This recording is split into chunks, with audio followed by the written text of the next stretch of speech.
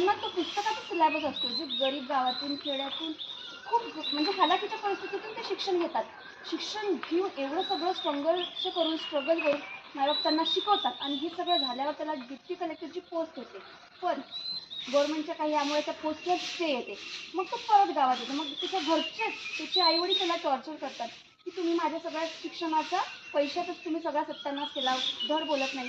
मग गावातले त्यांच्याशी वाईट वर्तणूक करतात की तुमच्या बरोबरीच्या तुमच्या वयाच्या लेकरांचे लग्न झाले, आता त्यांचे लेकरं एमपीएससीला आले पण तुमचे काही लग्न होत नाही, असं टाईपची सिच्युएशन असते. मग त्यांना कुठेतरी माहीत पडते की त्यांच्या गावातले जे भ्रष्ट नेते आहेत, आमदार जे कोणी आहेत, ते आपल्या गावातली जंगलची म्हणजे डिफॉरेस्टेशन करतात त्यांच्या फायद्यासाठी. ते झाड तोडत आहे, विकत आहे आणि निसर्ग त्याला वारंवार संकेत देत असेल की जागा हो, जागा हो, की पुढे यापेक्षा भयंकर स्थिती येणार आहे. पण त्याच्यातील तेव्हा लक्षात येते आणि जेव्हा लक्षात येते तेव्हा परिस्थिती त्याच्या हातात नसते. म्हणजे त्यालाही समर्पण करावं लागतं आणि अख्खं त्याचं जे टेंभुर्णीकर नावाचं एक गाव असते छोटंसं, ते पूर्ण गाव त्या निसर्गाच्या आक्रोशाखाली येते आणि संपते. म्हणून आपल्याला हा चित्रपट एक मनोरंजन म्हणून नाही बघायचं, तर अवेअरनेस म्हणजे एक झाड आपल्यासाठी किती महत्त्वाचं आहे ते आपल्या सर्वांसाठी आणि जर का आपण रक्षण केलं म्हणजे माणूस तर आपल्याला किती भयावन परिस्थितीला सामोरे जाऊ शकतो. हेच त्या चित्रपटात सांगण्याचा प्रयत्न केला आहे. आणि त्या चित्रपटात जरी वेळ गेला असेल तरी आपल्याकडे आहे आणि सेम त्याला जसं संकेत मिळत आहे आपल्याला पण संकेत मिळत आहे.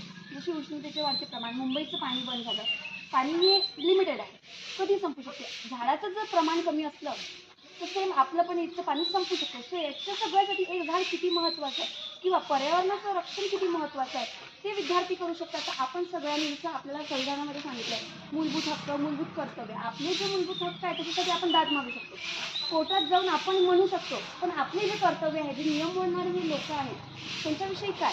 मग हेच सगळं त्या चित्रपटात ते तरुण पिढी करतात की जे नियम मोडणारे लोक आहेत त्यांना आपण एक नागरिक म्हणून त्यांना ते कर्तव्याची जाणीव करून द्यायची आणि आपण सगळ्यांनी माणूस म्हणून, नागरिक म्हणून पुढाकार घेऊन या सगळ्यांचं संरक्षणासाठी समोर यायचं आहे. आणि निश्चितच एक तरुण समोर आलं की किंवा आपण सगळे समोर आलो की हे सगळं कुठेतरी आपल्याला थांबवता येईल. सेम तसंच त्यांनी तरुणांनी पुढाकार घेऊन जी झाडांची कत्तल होत होती ती थांबवली त्यांनी. कुठेतरी आपणही असंच करू म्हणून एक अवेअरनेस म्हणून हा चित्रपट बघायचा आहे.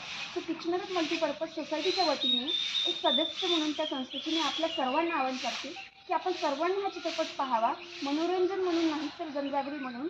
आणि आपल्या परिचयातील असते, आपल्या नातेसंबंधातील असतील किंवा आपल्या सेम डिपार्टमेंटमधले असतील आपले फ्रेंड्स जे कोणी, आणि त्यांना सर्वांना सांगावं की त्यांनी सुद्धा हा चित्रपट नक्की पाहावा. आणि आपण सगळे जर उत्सुक असाल तर जरी हा चित्रपट संपला तर 7 दिवस थिएटरला नसतं, 7च दिवस असतात, पण तरी जर आपण सगळे इंटरेस्टेड असाल आज किंवा उद्या कधी पण तुम्ही मला सांगा, आम्ही थिएटरला ती मूवी लावू.